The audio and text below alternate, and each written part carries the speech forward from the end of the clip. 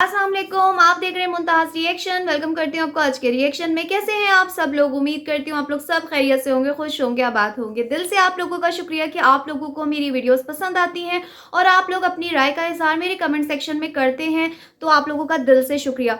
उसके बाद पसंद आए तो लाइक कमेंट शेयर ज़रूर कर दीजिएगा। चैनल पे नए हैं तो सब्सक्राइब भी कर दीजिए। चलें जी, बात करते हैं बिलाल, समीना, आमना, आयशा जो इस वक्त बहुत ज़्यादा ट्रोल किए जा रहे हैं और इनके बारे में एक अजीब सी बातें चल रही हैं। हर किसी की अपनी राय है, अपनी बात है, तो मैं यहाँ पे अपनी राय रखूँगी, मेरी बात जो मैंने चीज़ फ़ील की है। अभी-अभी आमना ने अपने बेटे का फेस रिवील किया, अब्दुल्ला का। उस वीडियो में सब ने बेतहाशा ये सवाल किया कि बिलाल और समीना कहाँ हैं? बिलाल और समीना कहाँ हैं? लेकिन बहुत सी यानी ये बातें भी ट्रोल कर रही हैं। लोग कह रहे हैं कि इन्होंने बिलाल समीना को क्यों नहीं बुलाया? बिलाल समीना को आना चाहिए था। इस तरह के ना मिक्स एंड मैच कमेंट्स चल रहे हैं और उसके बाद हम देखते हैं एक इंस्टा पे पोस्ट लगाया स्टोरी शेयर की जाती है आमना की तरफ से। पहले तो आयशा ने अपनी स्टोरी शेयर की थी, अपनी अम्मी से गवाहियाँ और शहादतें दिलवाई थी। उसके बाद अब आमना भी मैदान में आ गई आयशा के बाद और बोलती हुई नज़र आ रही हैं कि खुदारा आप लोग इस तरह के बैड कमेंट्स मत करें। मैं उनसे दुआ करूँगी कि अल्लाह पाक जो है ना उन लोगों को हिदायत दे। और उसके बाद उन्होंने रिएक्शंस वालों को भी निशाना बनाया और कहा कि फप्पे कुटने वाली आंटियाँ बन के इस तरह की बातें ना करें। तो मैं यहाँ पे आमना को एक बात कहना चाहूँगी कि आमना जी, आप लोग भी ऐसे काम ना करें कि आप लोगों के ऊपर रिएक्शंस बने। जब आप लोग खुद मौका देते हैं रिएक्शंस वालों को और जो सब्सक्राइबर्स हैं उनको बात करने का मौका देते हैं, तो फिर इस तरह की बातें ना करें। मैं यहाँ पे आपको एक और बात करना चाहूँगी कि इतनी ही आपको इन चीज़ों की परवाह है कि रिएक्शंस वाले क्या कह रहे हैं या सब्सक्राइबर्स आपको बैड कमेंट्स कर रहे हैं, तो मैं कहती हूँ आप लोग अपना यूट्यूब का दरवाज़ा बंद करें और बल्कि अपने घरों के दरवाजे बंद कर दें यूट्यूब के लिए और चैन और सुकून की ज़िंदगी घर में गुजारें, फिर आपके ऊपर कोई बात नहीं करेगा। जब आप लोगों की वीडियोज़ में कुछ गलत देखा जाएगा, कुछ ऐसी चीज़ देखी जाएगी, तो ज़ाहिर-सी बात है लोग बातें करेंगे, जितने मुँह उतनी बातें। तो ये बात आपने बिल्कुल गलत की है कि जैसे आपने अपनी शहादतें गवाहियाँ दी हैं और यहाँ पे जो आप अपनी बात कर रही हैं कि हम लोग अब बिलाल से बहुत ज़्यादा प्यार करते हैं, हम बहन भाइयों का प्यार ऐसा नहीं है कि आप लोग इस तरह की बातें करें कि ऐसा नहीं है, वैसा नहीं।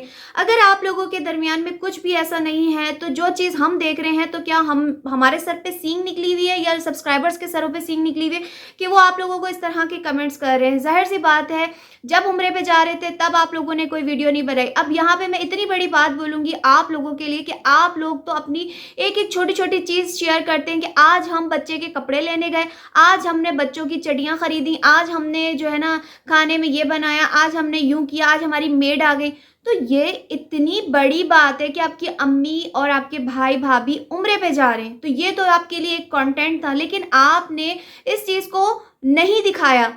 क्यों नहीं दिखाया? सवाल उठेंगे। उसके बाद जब वो वापस आए, आप लोग जो है एयरपोर्ट पे रिसीव करने नहीं गए और आयशा भी जब रिसीव करने गई है, तो आयशा का भी जो मुँह था सूजा हुआ, वो भी सबने देख लिया और किसी वीडियो में भी आयशा समीना से या बिलाल से मिलती हुई नज़र नहीं आई। सवाल तो उठेंगे।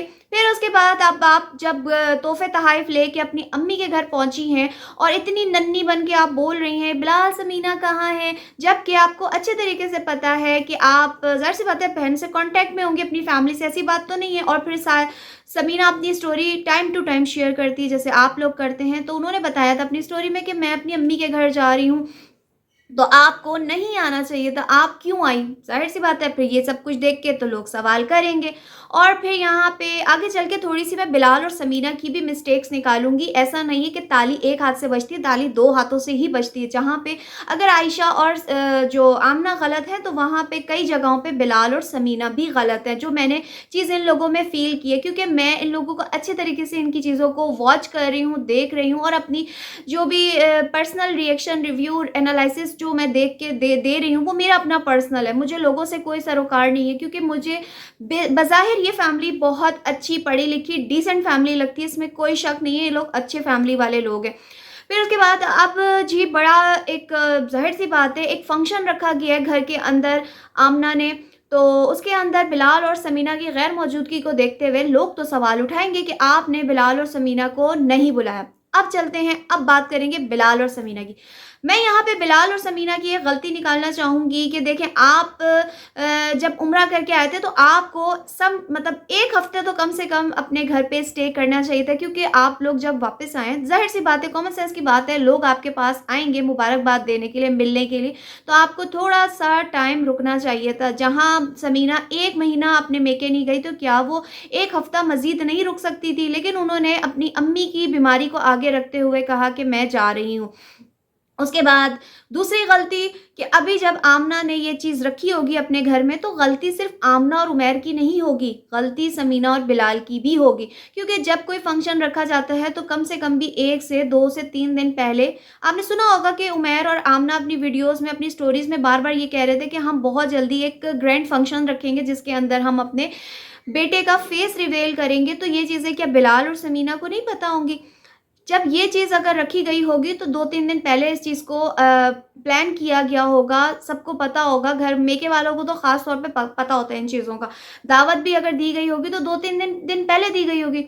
तो यहाँ पे क्या बिलाल और समीना अपने मेके जाना के एक्सटेंड नहीं कर सकते थे थोड़े टाइम के लिए कि चलो फंक्शन अटेंड करके उसके नेक्स्ट डे चले जाएँ?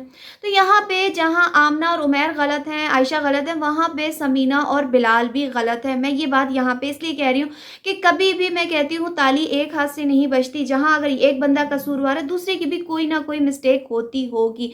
तो यहाँ पे बिलाल और समीना की भी गलती है कि जब बहन के घर में इतना बड़ा काम है, तो उनको रुकना चाहिए था, उनको यहाँ पे आना चाहिए था।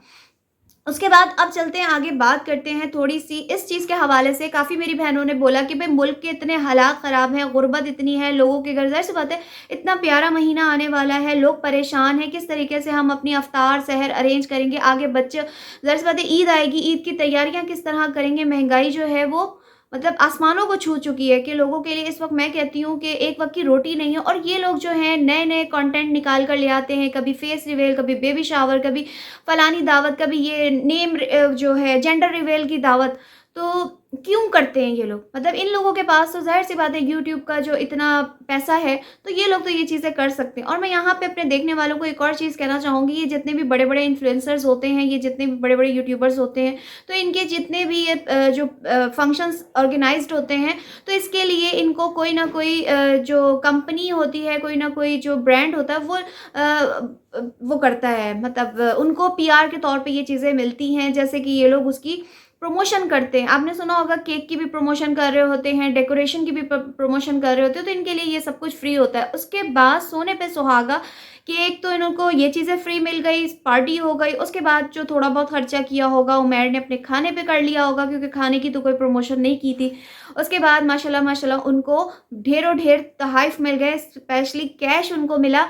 और फिर उसके बाद जो लाखों में इनको व्यूज़ मिलते हैं, उसपे तो लाखों की इनकी एक-एक वीडियो से अर्निंग हो जाती है, तो इनको तो कोई फ़र्क नहीं पड़ता। लेकिन देखने वालों के दिल आज़ारी होती है, देखने वालों के अंदर दिल दुखता है कि किसी के पास अपने बच्चों के अकीके के लिए पैसे नहीं होते होंगे, लेकिन ये लोग यहाँ पे छोटे ईची-पीची टीची के भी फंक्शन रख रहे होते हैं।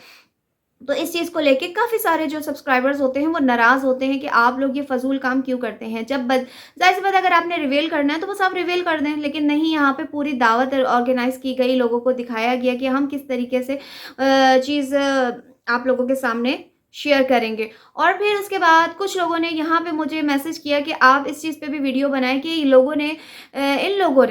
लोगों ने आमना और उबैर ने जो बच्चे को गिफ्ट्स और एनवेलप्स मिले थे पैसों के, तो लोगों के सामने ओपन कर दिए। इस चीज़ पे मैंने काफ़ी लोगों के ऊपर बात की है, काफ़ी यूट्यूबर्स पे बात की है, जो लोगों की दिल आज़ारी करते हैं इस तरह की चीज़ें दिखा के। ज़ाहिर-सी बात है, तोहफ़ा दे दिया, तोहफ़े को इंसान को थोड़ा सीक्रेट रखना चाहिए, ख़ास तौर पे ज़ाहिर-सी बात है, अब आप देख सकते हैं कि सबने 5,000 रुपीज़ दिए, और किसी ने रिंग दी, किसी ने कुछ दिया, यानी एक अच्छा। लेकिन यहाँ पे अगर किसी की दिल आज़ारी हुई होगी तो मरियम की दिल आज़ारी हुई होगी, जिसने 2,000 रुपए दिए। और उस पे भी मैंने ये चीज़ फ़ील की कि उमैर जो है वो थोड़ा-सा मतलब अजीब-सा अपना रिएक्शन दे रहे थे 2000 पे, और फिर फ़ौरन से उन्होंने अपने बयान को तब्दील करते हुए कहा कि ये भी देने की क्या ज़रूरत थी, इतना तो कर दिया और यूँ वो ना, तो खोलने की ज़रूरत ही नहीं थी। कितने क्या हैं वो आप लोग अपने पास अपने लिमिट तक के रखते हैं, हद तक रखते हैं। तो ये इन लोगों के जो शो ऑफ हैं ये चलते रहेंगे मेरी बहनों, क्योंकि आपको पता है कंटेंट बनाने के लिए ये सब कंटेंट क्रिएटर्स ये छोटे-छोटे इवेंट जो हैं प्लान करते रहते हैं। फिर उसके बाद इनको इन इवेंट जो ऑर्गेनाइज़र होते हैं वो पीआर्स देते हैं प्रमोशन के लिए, तो वो भी ये करते रहते हैं। जैसे कि आप लोगों ने देखा था कि अभी कुछ टाइम पहले मोमिना अली ने अपने बेटे के फर्स्ट तीद आने पे उसने सेलिब्रेशन घर पर रखी थी, अपने मेके में रखी थी।